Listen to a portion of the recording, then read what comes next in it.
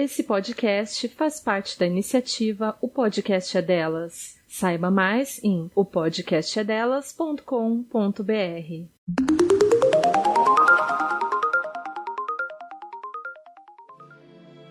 Se você também já passou vergonha por não saber o significado de algum termo do universo feminista, então vem com a gente nesse podcast que vai te ajudar a desmistificar palavras através do dicionário da língua portuguesa.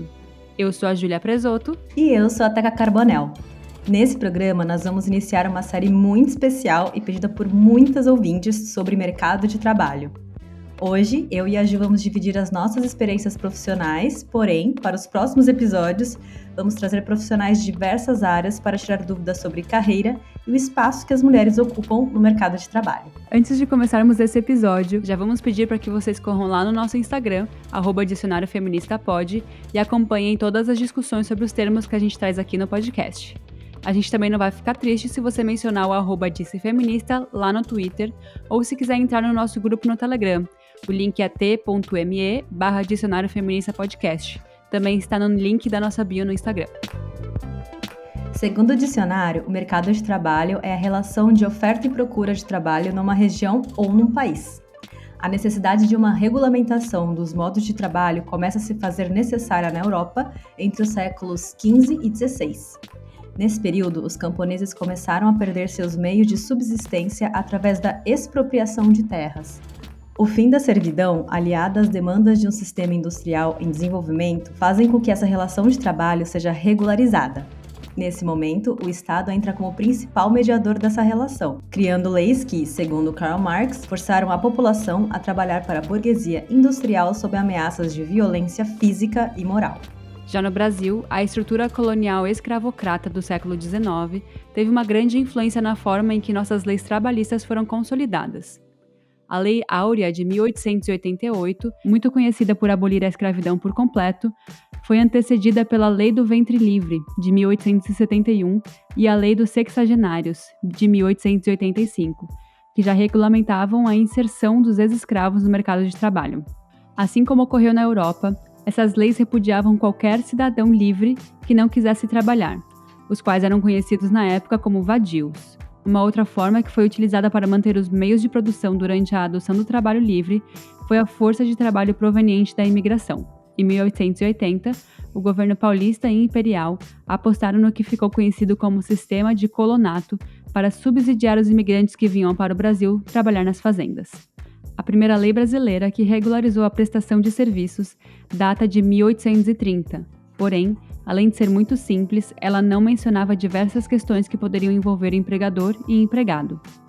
É então em 1879 que a Lei de Locação de Serviços é decretada, regulamentando de forma bem mais consistente as relações de trabalho. Hoje no Brasil, 92 milhões de pessoas fazem parte do mercado de trabalho. Das que estão empregadas, apenas 36% têm carteira assinada, ou seja, possuem um emprego formal. Essas pessoas não só possuem seus direitos trabalhistas garantidos pela lei, como também contribuem para o INSS. Porém, o número de trabalhadores informais, ou que trabalham por conta própria, tem aumentado consideravelmente, principalmente após a reforma trabalhista de 2017. Ela possibilitou para os donos de empresas terceirizarem quase todos os cargos que eles oferecem. Dessa forma, além de perderem diversos direitos trabalhistas, o empregado também é obrigado a procurar, por conta própria, alternativas para um plano de previdência que supra as suas necessidades ao se aposentar. Eita, eu gosto desse papo. Eu adoro falar sobre isso. Sobre trabalho, sobre leis trabalhistas, sobre o quê, sobre exatamente? tudo, sobre o mercado de trabalho.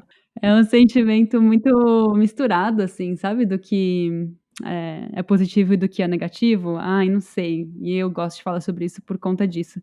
Que é sempre muito polêmico, né? Nunca é uma coisa muito boa ou uma coisa muito ruim, né? Sempre tem os dois lados da moeda. Mas já que você gosta tanto de falar, Ju, sobre esse assunto, por que você não começa falando da sua experiência profissional? O que você faz hoje? Como você chegou até aqui? Ixi, parece uma entrevista de Entrevista de emprego. emprego aqui, ó. Já que você gosta de falar, então vai, o Então podcast fala é aí. seu.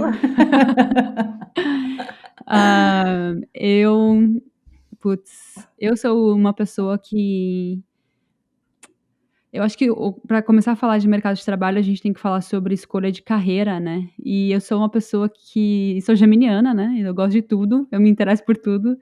Então foi muito difícil para mim tomar essa decisão. Tanto que quando eu estava na escola, minha mãe queria que eu fizesse curso técnico, colegial com curso técnico, sabe? Aí eu não quis fazer, porque eu quis estudar na escola que eu estudei, mas aí eu fiz um curso de massagem, que também tinha aulas, era tipo um curso técnico, assim. Tinha aula de anatomia, patologia, fiz um semestre desse curso, e eu gostei muito dessa aula, dessa aula mais biológica. E eu não gostei tanto assim de massagem. Eu sei fazer massagem, inclusive, mas eu não achei que seria uma carreira legal. E você gosta que Aí façam massagem em você também. eu gosto muito. Aí, quando eu me formei na faculdade, não, quando eu me formei na escola, eu fiquei meio perdida, assim, eu queria alguma coisa de comunicação, mas eu também gostava muito dessa área de biológica. E aí eu pensei em fazer psicologia, pensei em fazer várias coisas. E aí, no final das contas, eu fiquei entre psicologia e o que eu escolhi fazer, que foi terapia ocupacional.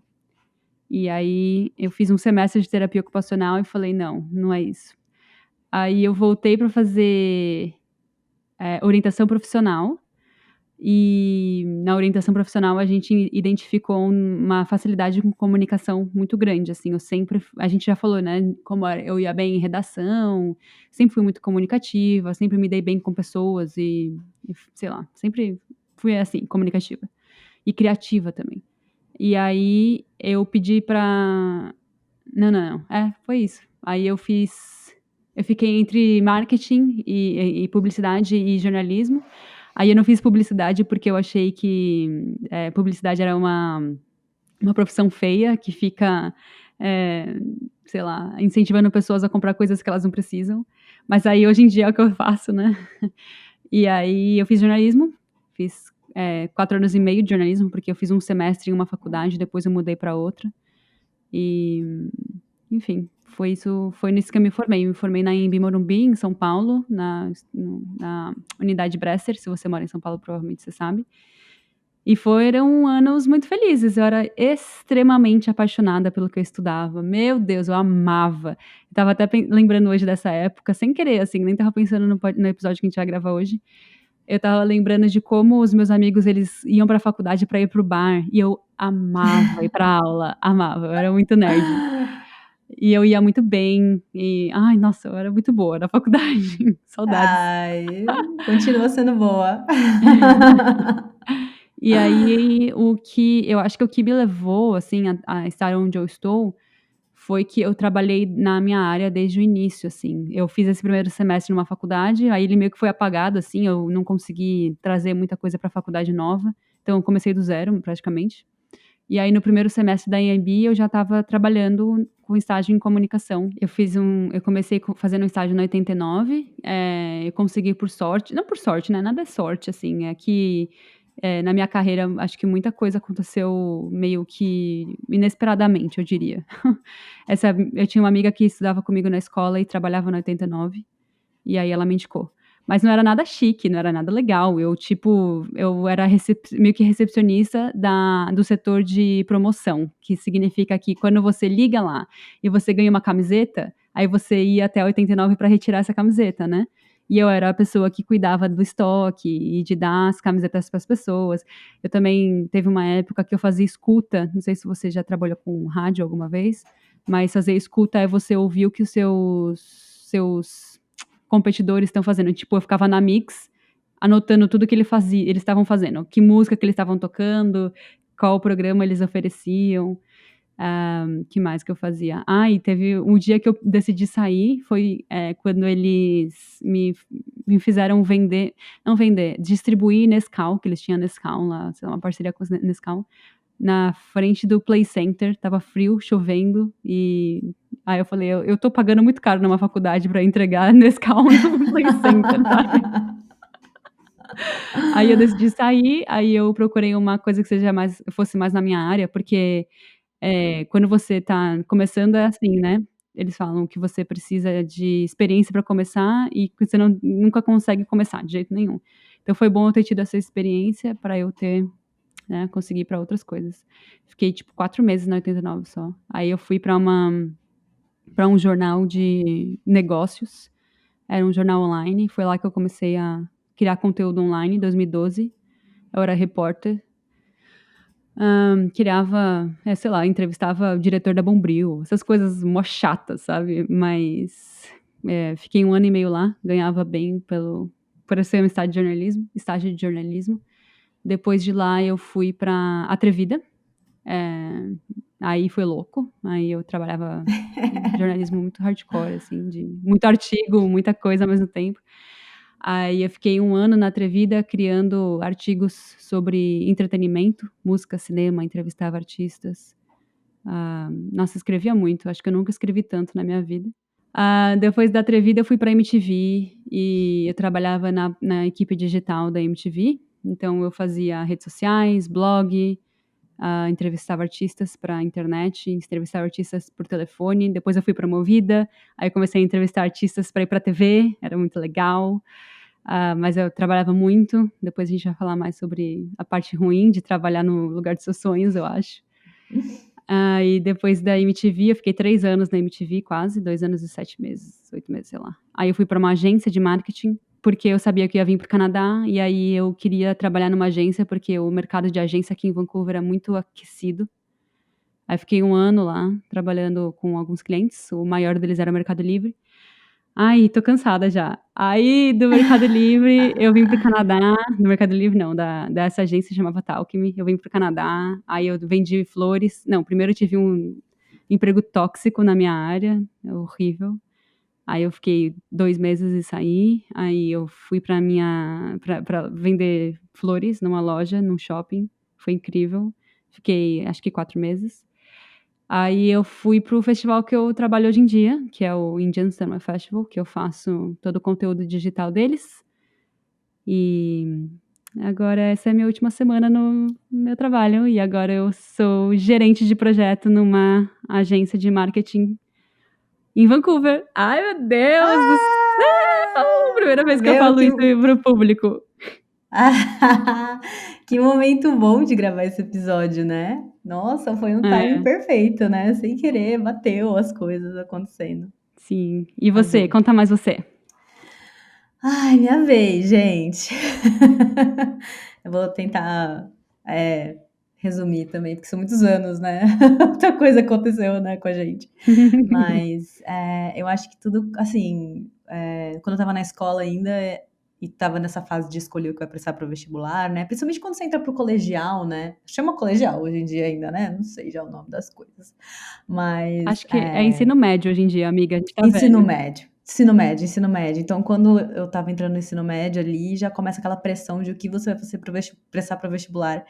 E eu lembro que nessa época, as pessoas falavam... Eu sempre gostei muito, né, de natureza, de ficar com os bichinhos e de, sabe, ficar vendo insetos, essas coisas. E aí eu lembro que minha família falava assim, você tem que ser biólogo ou veterinário ou trabalhar nessa área. E aí eu lembro que, então, eu meio que coloquei na minha cabeça que eu ia fazer veterinária ou biologia ou algo do tipo. Mas, quando eu comecei realmente a estudar para o vestibular, durante o ensino médio, eu tinha um amigo meu que morava no mesmo prédio que eu, que ele já estava alguns anos na minha frente e ele ia prestar Midialogia na Unicamp. Eu lembro o nome do curso, Midialogia. E aí ele ia estudar mídias, não mídias sociais, tá, gente? São mídias, nessa época não tinha. Era cinema, TV, enfim, tudo que envolve o audiovisual. Seria estudo do audiovisual. E aí eu lembro que quando ele me contou um pouco sobre o curso que ele estava prestando, eu falei assim, que legal, deve ser muito legal estudar isso, cara, deve ser muito legal. Aí eu falei assim, por que eu não estudo isso se é tão legal assim, sabe? E aí foi nesse momento que deu clique, e eu falei, é isso que eu vou prestar. E aí eu lembro que eu prestei na Unicamp. Como eu morava em Campinas, né, a Unicamp é uma universidade que quem mora em Campinas é necessário você prestar a Unicamp, né? E então eu prestei Unicamp Medialogia, prestei a USP Audiovisual e prestei a UFSCar Imagem e Som. Basicamente são os mesmos cursos, só que na época a USP era bem mais concorrida, acho que até hoje, né? Mega concorrida. Aí segundo lugar era Unicamp e terceiro lugar era UFSCar. E aí eu passei na UFSCar. E eu lembro que eu fiquei assim, não, mas eu queria muito ter passado na USP, eu queria ter USP. Eu passei para a segunda fase da USP, eu fiquei muito perto, eu fiquei na lista de espera, né, para entrar e eu não consegui. E eu fiquei assim com aquela coisa. Aí eu falei assim, mas quer saber? Eu vou para a UFSCar, fico estudando lá. Se eu não gostar, eu tranco, faço cursinho de novo e presto de novo, né? Eu era gente nova, eu tinha 17 anos, cara. Tá tudo bem, né? E fui. Só que é que nem você falou, Jô, que você amava as aulas e amava a faculdade. Eu senti que na UFSCar foi onde eu me achei, assim, sabe? Onde eu encaixei tanto na parte das aulas quanto na parte de grupo de pessoas, assim. Na escola, eu já falei aqui, né, que eu não era uma pessoa que tinha nunca interagi socialmente muito bem, assim, na escola. Mas na faculdade parece que, tipo, achei minha turma, sabe? Me encontrei aqui, sem contar que o teor das aulas era muito legal. Eu amava demais. Enfim, fiz faculdade. Durante a faculdade eu me envolvi em 1000 projetos, trabalhava aqui, trabalhava ali, fazia estágio. Putz, foi muita coisa que eu fiz na faculdade. Eu não parava em casa, eu não parava em casa. Eu tava sempre fazendo algum projeto.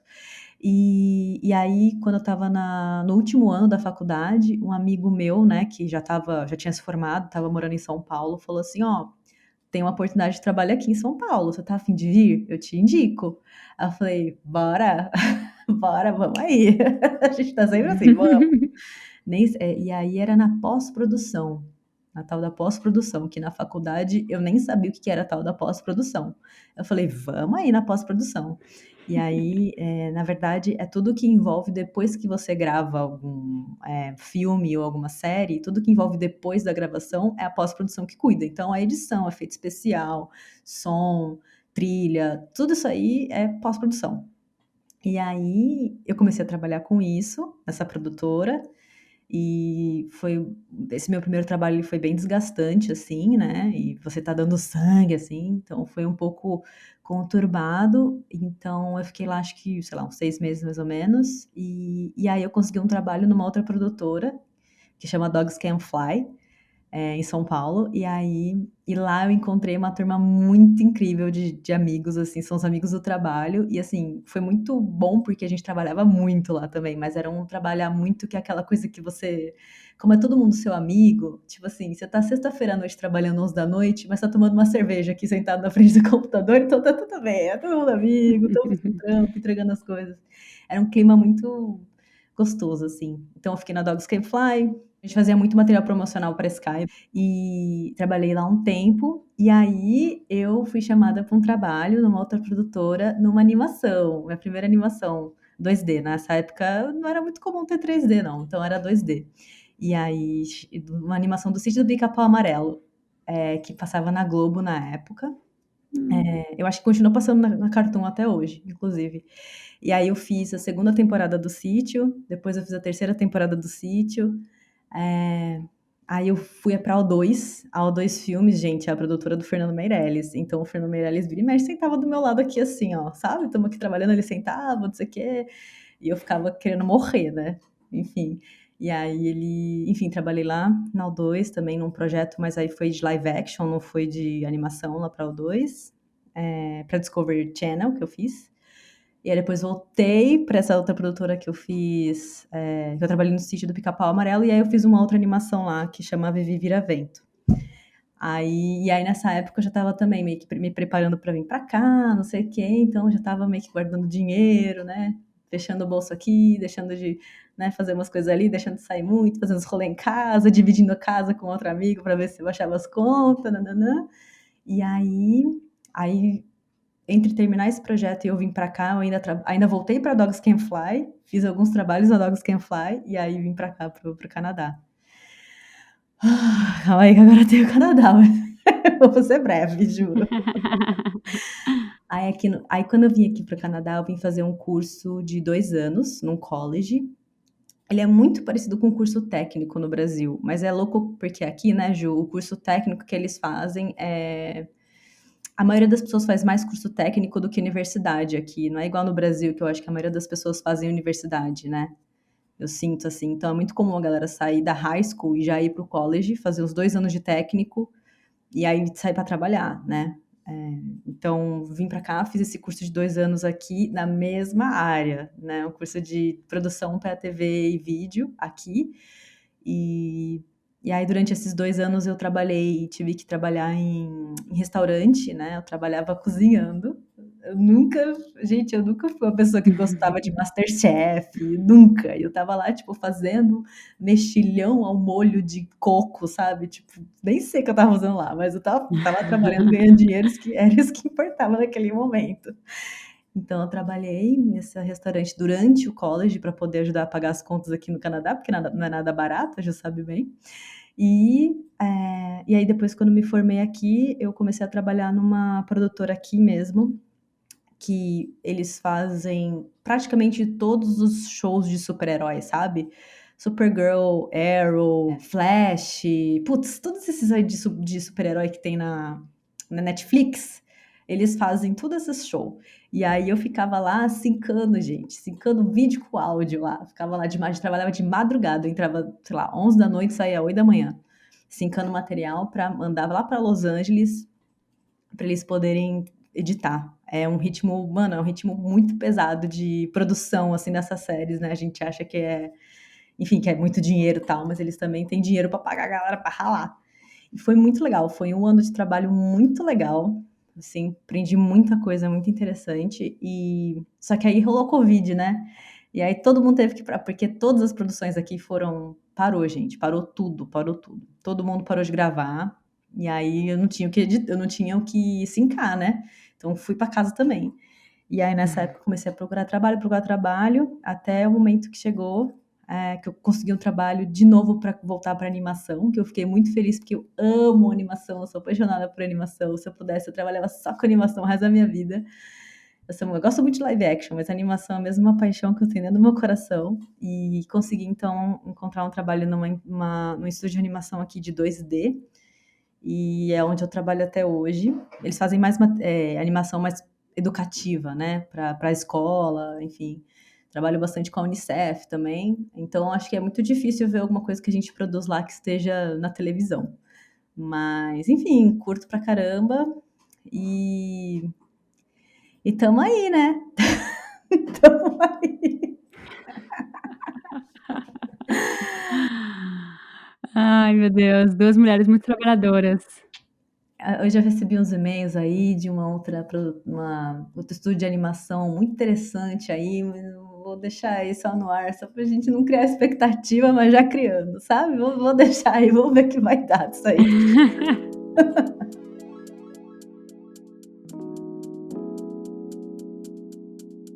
Ai, Estela, eu acho que tem muita, sei lá, muita experiência. Acho que as pessoas da minha idade, da sua idade, não sempre têm tanta experiência assim, então é por isso que eu gosto de conversar sobre isso. Queria entender se acho que a pergunta que eu quero fazer é: você ser mulher, você acha que de alguma forma interferiu no mercado de trabalho, nas suas oportunidades? Cara, eu não tenho certeza quanto às minhas oportunidades.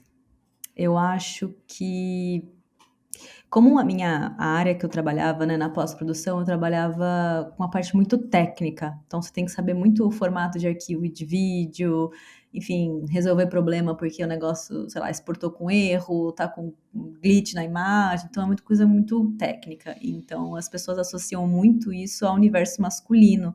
E eu sinto que até hoje, tá? Até hoje aqui no Canadá, eu sinto que para você tipo assim, as pessoas não olham pra você como uma mulher e já acham que você sabe daquilo, sabe? Daquela parte técnica. Então, uma vez eu lembro isso no Brasil, né? Um editor precisava ele precisava exportar um vídeo e ele chegou pra mim e falou assim: então, eu preciso editar, eu preciso que alguém exporte para mim aqui um H264. Eu não sei se você sabe, mas o H264 é um formato de vídeo lá, lá, lá, lá, lá. Eu assim, tipo, amigo, eu trabalho com isso há muito tempo, eu sei o que é o H264, sabe? Aí eu fiquei tipo, não, eu sei, eu sei. E aí acho que alguém que estava com a gente falou assim, não, a Teca, ela trabalha muito tempo com pós-produção, ela sabe já o que é isso. E aí o cara ficou super sem graça. Então, assim, você percebe que rola uma associação por você ser mulher, você não sabe da parte técnica, sabe? E também já ouvi coisas do tipo, ai, fulano é melhor porque ele é homem, sabe? Tipo, nessa parte técnica de pós-produção. Já ouvi esse tipo de coisa. Então, eu acho que assim, se eu perdi oportunidades de trabalho por conta disso, eu não fiquei sabendo. Mas eu já sim fui julgada e já fui subjulgada por conta disso. Putz, com certeza, com certeza. Como que você sente que é na sua área, Ju?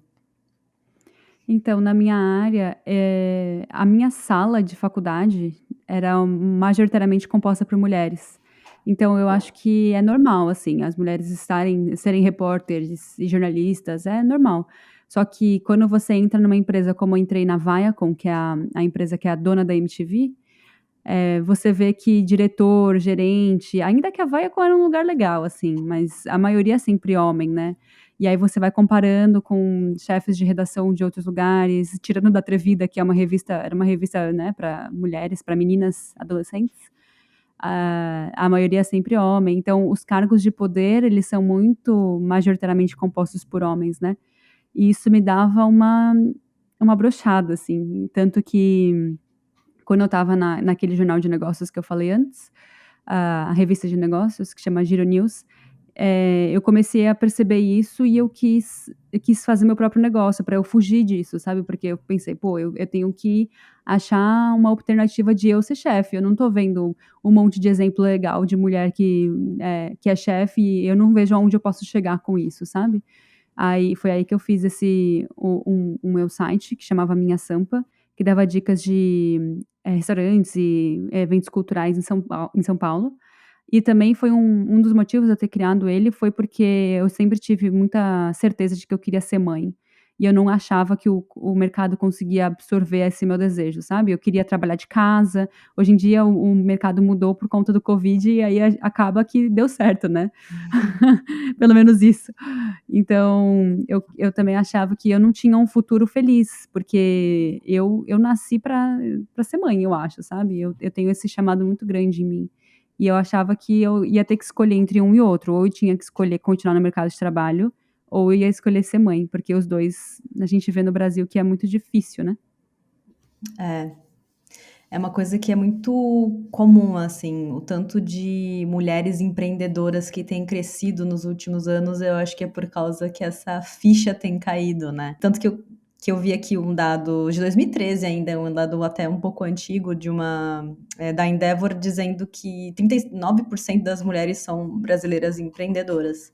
Hoje, deve ser muito mais que isso.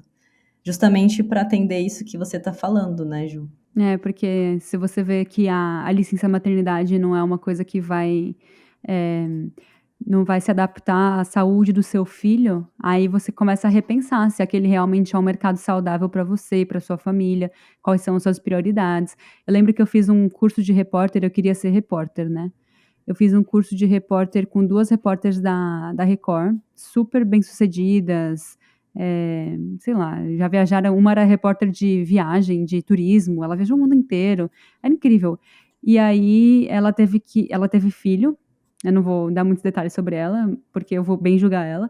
Ela teve filho e no, sei lá, terceiro mês, quarto mês, do bebê, falaram que ela tinha que cobrir não sei o quê em não sei aonde, e era tipo uma puta viagem legal de se fazer, e ela falou: "Pô, eu vou escolher entre carreira e filho, eu vou escolher carreira. O meu filho, ele vai continuar sendo bem alimentado aqui, o meu marido continua dando mamadeira pra ele".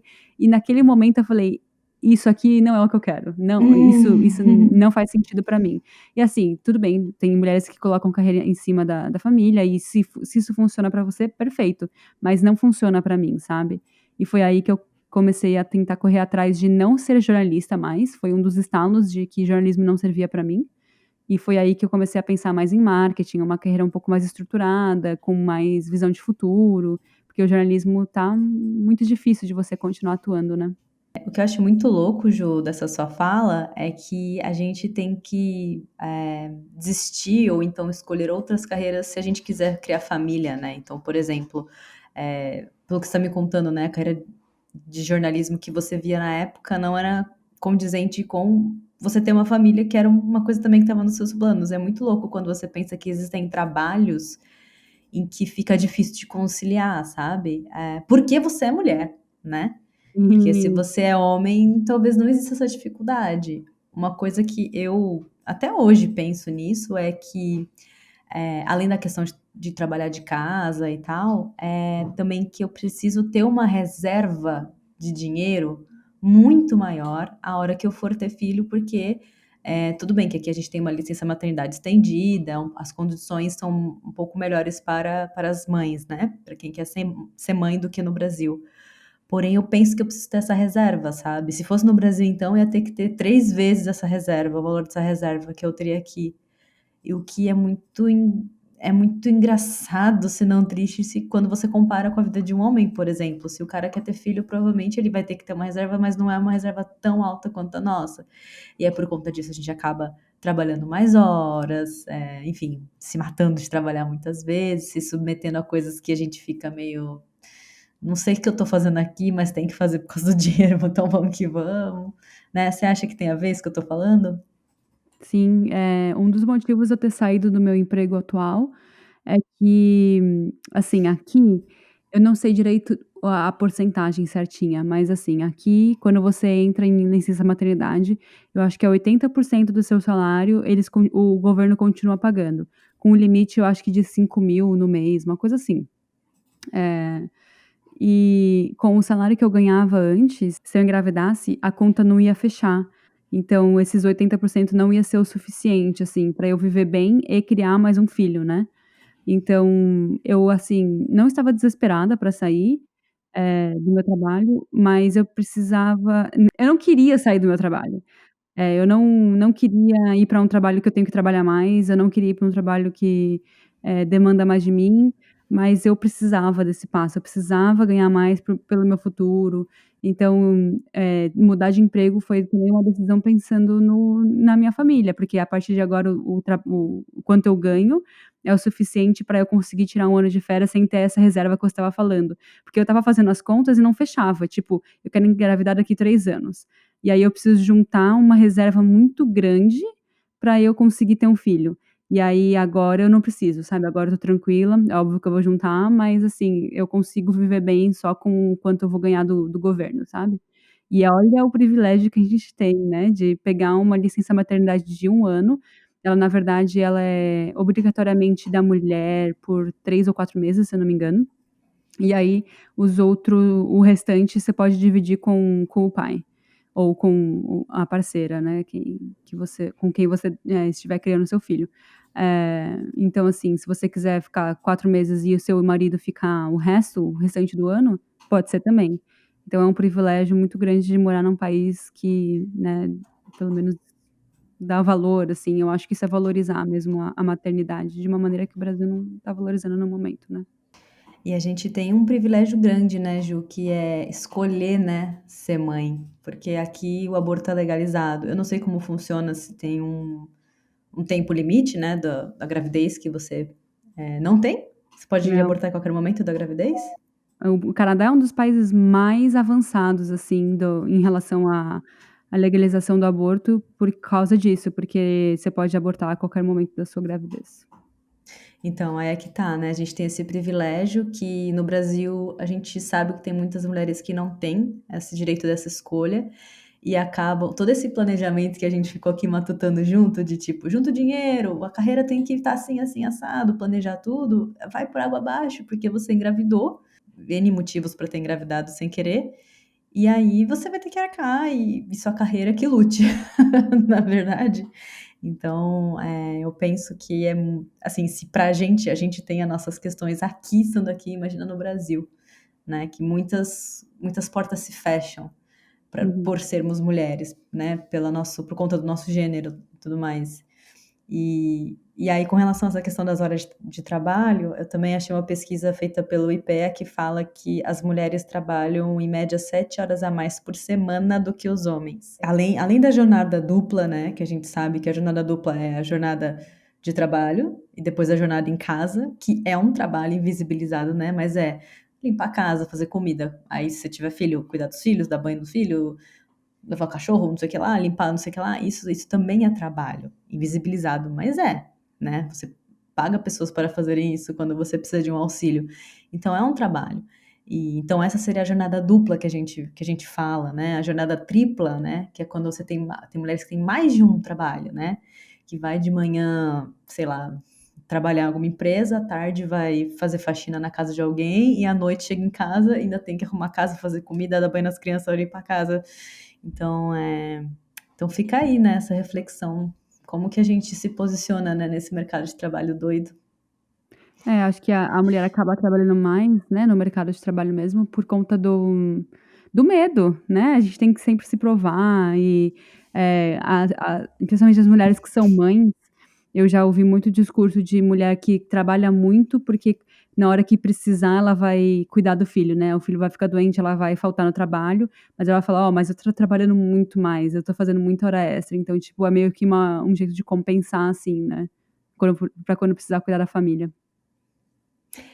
Muitas pessoas acham que é uma, né, tem essa ideia idiota de achar que é uma desvantagem ter uma mulher na empresa por causa da tal da licença maternidade, mas a as pesquisas mostram que as mulheres quando voltam da licença, elas voltam com um gás muito forte para trabalhar, com uma coisa de trabalhar pra caramba, fazer várias horas, mesmo com bebê em casa, elas estão, tipo, lá para provar, justamente porque a estatística faz com que as mulheres sejam demitidas após a licença maternidade. Então, muitas mulheres já vêm com esse peso emocional, né, com essa carga mental, de tipo, preciso voltar e mostrar para todo mundo que não é porque eu tive filho que agora eu sou incapaz, que eu continuo fazendo meu trabalho. Então, elas voltam, assim, trabalhando muito mais do que antes, assim, sem contar todas as coisas que você já falou.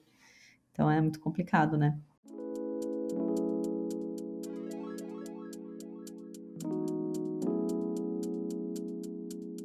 Eu queria também voltar um pouco para as nossas experiências, e eu queria saber se você se desencantou com o mercado de trabalho, como que você se sente em relação a isso? Ai, eu acho que assim, conversando com, muitas dos nossos amigos, nós que estamos ali na mesma faixa etária, assim, digamos, né, uns 27, entre 30, por aí, essa fasezinha, que alguns diriam que é retorno de Saturno, não sei se tem a ver ou não, mas, eu sinto que a gente entra num movimento do tipo assim, porque assim, quando você sai da faculdade, você tá na fúria, né, de tipo: "Vou fazer minha carreira dar certo". Então você trabalha hora extra, você não dorme, você não come direito, você só vai, sabe, você só vai.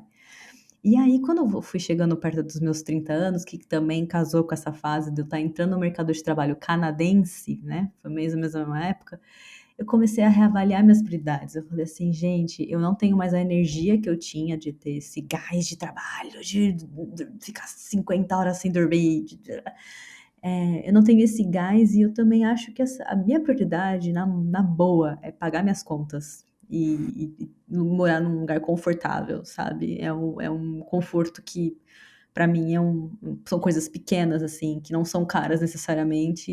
Então, eu podendo pagar essas coisas, tá bom. Não importa o trabalho, não importa a empresa, não importa. Então, eu fui entrando eh, nessa forma de pensar, assim. E aí rola um desencantozinho, né, porque a gente começa a perceber o quanto que a gente é explorada, né, amiga. Quando a gente dá um passo atrás e olha, fala assim: "Meu, o quanto que nós fomos exploradas justamente por a gente estar com aquele gás de início de carreira, de, sei lá, juventude, sei lá o que que era". E a gente foi muito explorada de receber salários nada a ver com o cargo que a gente fazia, responsabilidades muito altas e ganhando nada, de ser humilhada. Enfim, várias coisas assim, né. A gente estava lembrando esses dias de que aqui no Canadá, todos os trabalhos que a gente teve aqui no Canadá, eles fornecem o computador pra gente, né, uma máquina pra gente trabalhar. No Brasil, todos os meus trabalhos eu tinha que ter minha própria máquina. E ela tinha que rodar os softwares, e eu tinha que ter a licença dos softwares, e isso estava meio que implícito no meu salário, que não era um puta salário, entendeu? Era um salário normal, mas, tipo, e eu tinha que ter minha própria máquina. Aqui não, né? A gente sempre tem essa infraestrutura da empresa. Enfim, a gente começa a cair umas fichas para umas coisas que a gente fala assim, não vou topar essa não mais, viu? Essa fase já foi, já passou. Você sente a mesma coisa?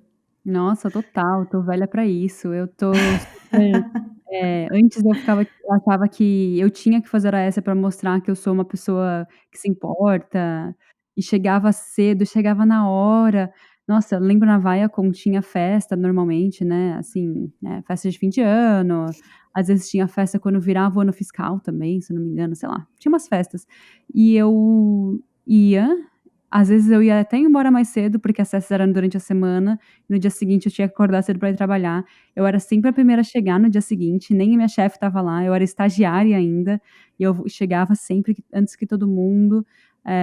Isso que você falou de, sei lá, de estar ali, estar curtindo, eu acho que eu nunca senti isso, sabe. Tipo, eu curtia muito meu trabalho, porque era um sonho realizado estar naquele ambiente, mas não porque: "Nossa, é muito divertido, tô aqui tomando uma cerveja com a galera". Eu nunca fui essa pessoa.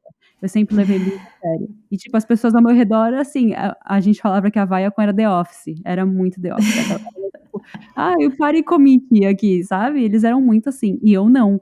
Eu era super certinha, fazia tudo direitinho, não hoje nossa, se eu pudesse conversar com a Júlia de 19, 20 anos, que eu estava na MTV, sei lá, eu ia falar: "Mano, aproveita, sabe, tira foto com os famosos sim".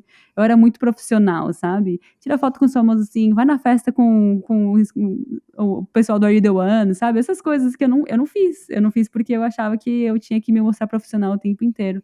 E aí, hoje em dia, eu olho e falo: "Cara, o mercado de trabalho não tá nem aí pra isso, sabe. O mercado de trabalho não tá nem aí se você chega cedo e sai tarde, ele tá aí se você faz o bagulho bem feito, se você é uma pessoa legal com todo mundo, e, assim, também nem tanto, né. A gente também vê gente que faz um trabalho muito bem feito e não é recompensado.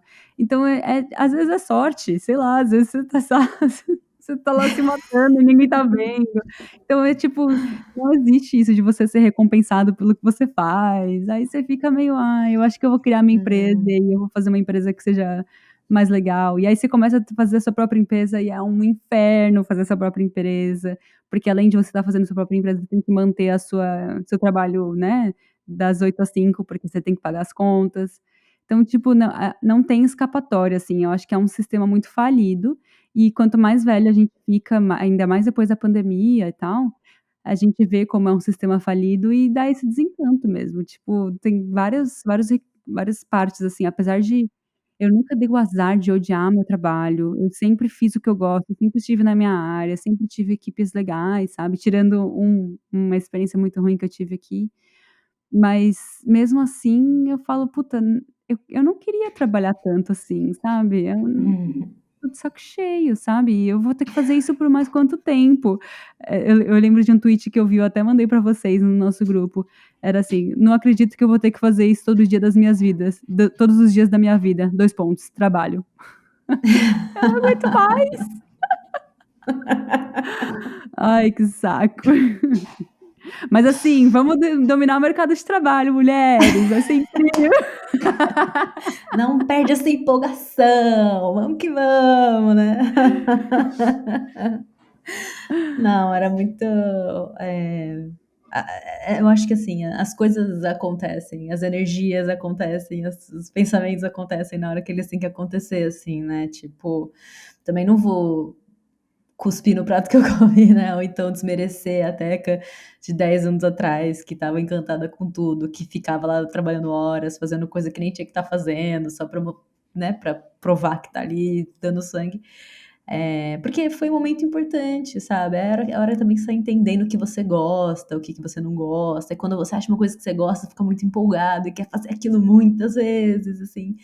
Então, também tem as coisas boas, assim, né, mas eu acho que chega uma hora que a gente tá querendo, acho que a gente absorveu o suficiente pra começar a querer andar com as próprias pernas, não sei, pode ser esse movimento, né. E aí acho que, tipo, trazendo um pouco, dessa coisa de projetos paralelos, né, entra, por exemplo, o dicionário, é um projeto paralelo que a gente tem, que a gente tem uma autonomia nossa, que a gente põe a nossa carinha, que a gente não tem alguém falando pra gente, faz isso, faz isso. A gente não tem que provar pra ninguém que a gente é boa. A gente faz o que a gente sabe fazer de melhor e sabe, assim, é, é, é uma outra perspectiva de uma coisa que você gosta, assim, sabe? E assim, pondo sentido naquilo, né? Porque uma coisa também que eu comecei a me questionar muito é tipo assim, tá, tô aqui me matando de trabalhar pra uma pessoa que tá ganhando, cara, 100 vezes mais do que eu. Tipo, essa pessoa ganha muito dinheiro, muito. E eu aqui tô ralando pra essa pessoa, sabe? Só pra ela ganhar mais. E assim, ela já tem muito dinheiro e ela vai ganhar mais dinheiro. E aí você fala Hum. assim, não, pera, pra quem que eu quero? A quem que eu quero trabalhar, né? E aí você começa a criar isso, né? Tipo, porra, eu quero espalhar conhecimento, eu quero falar com pessoas que eu não falaria se não fosse por conta das oportunidades que a gente tem hoje nas mídias sociais e tal. Então acho que é isso, né? A gente começa a rolar essa mudança, sabe? Que tem, de novo, tem lado bom e lado ruim nisso, né? Nossa, isso que você falou de deixar o povo mais rico, era um dos motivos de eu gostar de trabalhar muito no festival que eu trabalho, porque ele é um festival sem fins lucrativos. Então ninguém ali estava ficando mais rico todo dia, sabe? Todo mundo estava ali pagando as contas, pagando aluguel, todo mundo sabia quanto todo mundo ganhava, porque era isso que dava para pagar. Só que é um sistema que não ele não se alimenta, é um sistema que não. Você vai querer mais. Tipo assim, quando eu entrei no festival, eu achava que o meu salário era altíssimo, sabe? E era um bom salário, é um salário digno, é um salário que dá pra você viver bem. Só que não é um salário que dá pra eu viver bem e ter um filho. Aí quando eu tiver um filho, eu vou falar, é um salário que dá pra viver bem e X. Eu não sei qual vai ser meu próximo desejo, sabe? Então não é um mercado que consegue acompanhar as possibilidades da sua carreira. Tipo, eu já tô há 2 anos aqui, 2 anos trabalhando na minha área. Eu já consigo empregos mais legais do que quando eu cheguei, óbvio, né, que assim, eu já tenho uma experiência muito maior aqui dentro mesmo. Então acho que eles não conseguiram acompanhar, assim, a evolução da minha carreira. E aí eu tô indo de novo para um mercado que é com fins lucrativos, né, vou para uma agência que, apesar de ser uma agência pequena e nova, assim, não nova, ela tem 10 anos, mas ainda não ganha muito dinheiro. Ainda assim, você fala: "Puta, tô dando dinheiro pra uma galera que eu não sei se eu quero dar". Eu nem sei quem são eles, sabe, eles podem ser boas pessoas ou não. Mas enfim, isso também me bate muito, assim. Isso que você falou do dicionário, foi uma coisa que eu me dei conta depois de um tempo de fazendo terapia, que eu gostava muito da onde eu estava trabalhando, que era a MTV, eu tinha muito prazer em fazer aquilo, e mas ele não me completava 100%. Ainda assim era um entretenimento chulo, né, um entretenimento muito básico, um entretenimento que não muda a vida de ninguém, era só entretenimento por entreter. E isso pra mim não era o suficiente. E aí o meu psicólogo falou: "Então por que que você não vai atrás de fazer uma coisa que te preencha?" Porque não existe emprego perfeito. Por exemplo, no festival que eu trabalho, era um festival que, entre aspas, muda o mundo, assim, né, a filosofia é mudar, ser a sociedade, fazer uma sociedade mais inclusiva e tudo mais. Só que eles falam com uma audiência que eu não entendo, e aí era uma audiência indiana, da South Asian que eles falam. E aí eu tive que fazer o dicionário, porque o dicionário é o que eu acredito. Então, nunca vai ser perfeito, sabe? Por mais que você chegue muito perto, nunca vai ser perfeito. Até a sua empresa nunca vai ser perfeito, né? E aí estamos aí, um tutorial do capitalismo. É isso. Você sempre está atrás, você nunca está satisfeito, porque a lógica é essa, né? De você dar de um lado para tirar do outro, né? Para sempre estar faltando, né? Então, se você não está realizado, se você está realizado profissionalmente, você não está realizado com relação à sua família, né? Mas se você está realizado porque você está entregando coisa para o mundo, você não vai estar ganhando muito dinheiro. E aí você vai estar, tipo, sempre faltando. E essa lógica capitalista vai levando a gente. E ela vai né, se alimentando de nós, assim, até a hora que a gente morre trabalhando. E é isso. Fim, legal, mercado de trabalho. Eu tô ficando muito comunista, né, amiga? Mas é muito difícil, assim, porque quando a gente vai pondo na ponta do lápis, assim, a gente fala assim, não, eu nunca. Por exemplo, comprar uma casa. Não tem como comprar uma casa, menina. Putz, não tem. Ainda mais que sei lá, eu acho que eu vou ter filho antes de comprar uma casa. Então, pensa que meus gastos vai ser, sabe, eu, um bebê, um cachorro, e aí pra querer comprar uma casa como, sabe? Então, é isso. E aí eu vou ter que eu vou fazer? Vou querer pegar um emprego com salário mais alto, mas aí eu não vou conseguir cuidar do meu filho. Aí eu vou ter que, entendeu? E aí você vai virando a bola de neve que nunca acaba. Mas é tão gostoso trabalhar, não é? Eu sempre gostei de trabalhar, eu sempre gostei muito, assim, de novo, eu sempre trabalhei com o que eu gosto. Então eu sempre tive muito prazer, assim, tipo, hoje eu estava editando uns vídeos, aí eu falei: "Puta, como é bom trabalhar, eu fico aqui concentrada, nem fico pensando no coronavírus, sabe, nem fico pensando: 'Ai, faz 1 ano que eu não vejo a minha mãe'", sabe. Eu fico concentradinha fazendo um negócio aqui. Eu gosto, amiga, mas não muito. Não, eu também, tipo assim, tirar férias, assim, o começo das férias é aquela delícia, aquela coisa gostosa e tal, depois você já começa, tipo, sei lá, uma semana depois eu já tô assim: "Meu Deus, eu não tenho razão para estar viva. O que eu tô É um fazendo nesse tédio. mundo?". Nossa, você fala assim: "Meu Deus, tô cansada de ficar sem fazer nada", sabe. É muito louco, né. Tanto que, por exemplo, quando rolou, a quarentena, que eu fui, assim, eu fui afastada do meu trabalho totalmente, né. Algumas pessoas conseguiram trabalhar de casa, mas com o que eu trabalhava não tinha nem como trabalhar de casa. Então rolou isso, rolou de tipo assim, juro, eu fiquei acho que uma semana, eu acordava, nem tirava o pijama, ia pro sofá, deitava, ficava jogando videogame, vendo série, ia pra cama, dormia. Era isso, uma semana disso, assim, sabe. E aí eu falei: "Meu Deus do céu, o que eu tô fazendo da minha vida? Eu não consigo mais, eu não consigo mais". Mas é isso, tipo, eu tô reclamando aqui do trabalho, das condições de trabalho e tudo mais, mas eu já estou viciada, é um vício, a gente não consegue viver sem, assim, a gente sabe que destrói a gente em alguns aspectos, mas é um vício, né. Eu não sei se é necessariamente por conta de ser um vício, mas é gostoso o fato de produzir, né. Não importa, quer dizer, importa o que você está produzindo, mas, o fato de você estar usando uma parte do seu cérebro que é uma parte mais estruturada, mais produtiva, você se conectar com pessoas, se comunicar com pessoas, existe essa parte boa também, pelo menos eu vejo, Uhum. né, como uma parte boa de trabalhar. Realmente, assim, ficar 8 horas olhando para a tela do computador sem tirar breaks é muito ruim para você. Mas, se você consegue colocar limites, e foi uma coisa que eu aprendi muito esse ano, foi colocar limites, falar assim: "Eu saio às 5 e eu não consigo entregar mais do que isso", isso você só conquista também depois de muita maturidade, assim, né. A partir do momento que você consegue entender os limites do seu corpo, os limites da sua cabeça, os limites da sua saúde mental, aí eu acho que o trabalho começa a ficar um pouco mais ok. Eu acho que a nossa geração é a última geração que vai trabalhar 8 horas por dia, depois vai mudar muito, eu acho, sabe. Acho que os nossos netos vão olhar pra gente e falar assim: "Nossa, vocês eram muito loucos, o que vocês estavam fazendo?". Você acha que eles vão trabalhar mais ou menos que a gente? Muito menos, muito menos. Sério? Porra! Caramba, que legal. Não, isso é incrível. Para mim, um mundo que menos de 8 horas por dia, não consigo nem pensar, assim, como que os donos de empresa não vão se descabelar, sabe. Então, é todo um sistema que precisa mudar, né, não é de um dia Ser para o outro, tanto que eu acho que estruturado. vai ser meus netos, né. Mas eu, por exemplo, já trabalhava num lugar que eu trabalhava de segunda a quinta, pela maioria do ano, né.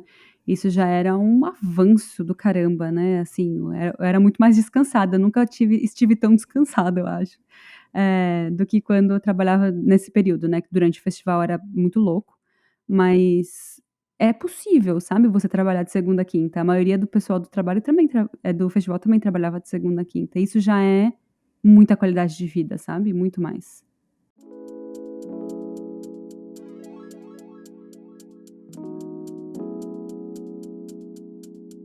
Bom, gente, esse foi o primeiro episódio da série de mercado de trabalho. A ideia era mais introduzir mesmo sobre a história minha e da Teca. Não sei se as pessoas têm curiosidade, mas, achei interessante. E a partir de agora a gente vai sempre convidar uma mulher, ou mais do que uma mulher, vamos ver, para participar dos episódios para falar sobre o mercado de trabalho. O próximo episódio vai ser sobre cientistas sociais e nós vamos gravar com as meninas do Las Carolitas. Elas são ótimas no Instagram se vocês quiserem saber mais sobre ciências sociais. Sigam elas no Instagram. Mas também teremos o que mais? Musicista, teremos escritora, teremos... que mais, amiga? Moda. Cientista, engenheira, queremos também. Se você conhecer alguma engenheira que queira falar com a gente, fala com a gente. Atleta. Temos muitas profissões aí que nós queremos abordar. Advogada. Já temos até um nome em mente para advogada. Então, estou ansiosa pelas próximas conversas.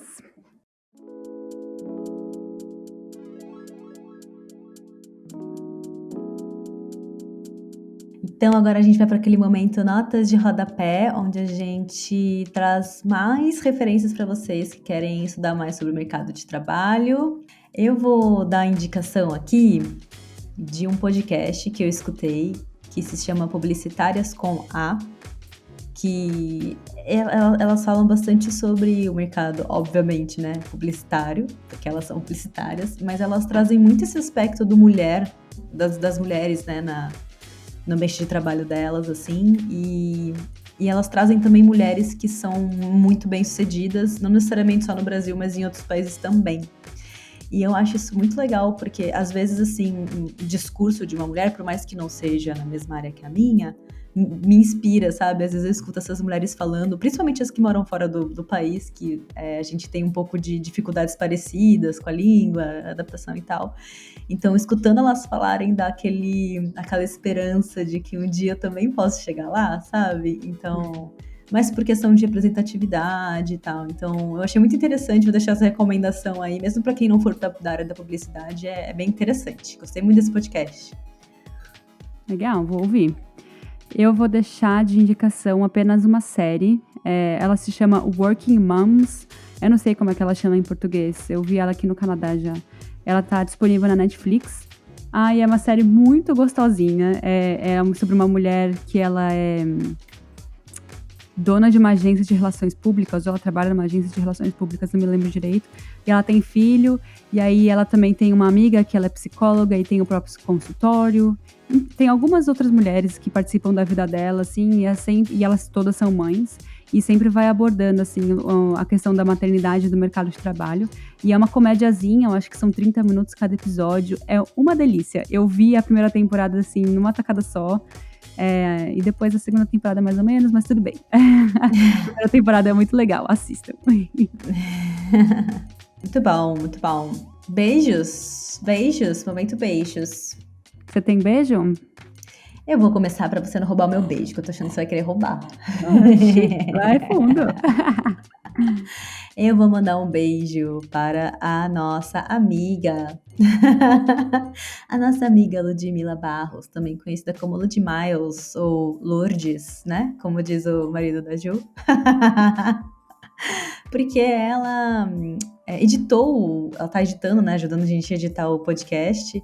E aí, hoje a gente escutou o primeiro podcast que ela editou e achei que ficou incrível, perfeita, amei demais o trabalho que ela fez pra gente. Então, vou deixar um beijo pra ela especial, porque, enfim, né? Uma mulher aqui junto com a gente sempre gosta da companhia das amigas. Muito bom, amei. Eu vou mandar um beijo, então, pro Vitor. De novo, você já mandou pra ele. Não fale que eu te beijo. Eu mandei. Tô brincando. Tá bom, vai, eu deixo. Quando que eu mandei, amiga? Não lembro. Você mandou quando ele te deu o microfone, acho. É mesmo. Mas é mais ou menos a mesma coisa. O Vitor, a gente não sabia, assim, eu vou mudar de emprego agora e eu vou perder meu pacote Adobe, né? Ai, que tristeza. E aí eu preciso aprender a editar num software novo. E eu aproveitei que a Lud também precisava aprender a editar e pedi pro Vitor ensinar a gente a editar podcast no Reaper, que é um software de edição gratuito. E aí, no fim de semana, a gente fez uma masterclass de edição. Ele ensinou eu e a Lud ao mesmo tempo. Então, fica aqui meu obrigado ao meu marido e um beijo. E Obrigada por apoiar eu e a Teca sempre. Muito bom, amei demais. Bom, então é isso. Como a gente só trabalha com fatos, todas as fontes citadas nesse programa estão na descrição. Para quem quiser estudar mais sobre o assunto, é só dar uma passadinha lá. Muito obrigada por ouvir a gente e talvez ver a gente de novo, numa segunda tentativa. E tchau! Tchau!